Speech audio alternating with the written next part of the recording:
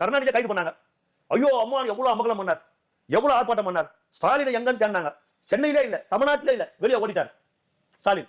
விஜய் நான் வீட்டுல தான் இருக்கிறேன், வந்து கூட்டிட்டு பிடிச்சி கொண்டுறாரு. என் தொண்டரை எதுக்கு தொல்லை கொடுக்குறேன்? கரூர் சம்பவத்துல என் தொண்டரை எதுக்கு தொல்லை கொடுக்குறேன்? நான் வீட்டுல தான் இருக்கிறேன்.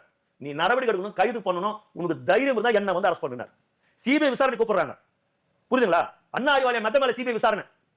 முதல் தளத்துல கருணாநிதி மனைவி தயாளமா கிட்ட சிபிஐ விசாரணை. கீழ் தளத்துல காங்கிரஸ் கட்சி பேச்சுவார்த்தை. நீ பேச்சுவார்த்தைக்கு ஒத்து வரலன்னா முடிச்சிடுவோம் கதையான்றாங்க. 63 சீட்டு காங்கிரஸ் கொடுத்தாரு கருணாநிதி.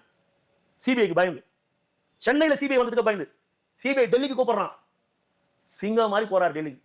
ஒரு பயம் கிடையாது, ஒரு அச்சம் கிடையாது. எடப்பாடி வேத்து பொண்ணுக்கு டவுலெட் தொட்சன் இருப்பாரு, ஒண்ணும் கிடையாது. விஜய் மட்டும் அவங்களுடைய கண்டிஷன்கள்லாம் கட்டுப்பட்டு போயிருந்தா அப்படி எதையும் கேட்கற மாதிரி இல்லை. கருணாநிதியா சர்க்காரியா வழக்குக்கு பயந்து அப்படி இந்திரா காந்தி கிட்ட சரணடைஞ்சு கச்சத்தீவை தூக்கி கொடுக்கறதுக்கு, இல்ல காவிரி இஷ்யூ போட்ட வழக்கெல்லாம் வாபஸ் வாங்குறதுக்கு கிடையாது.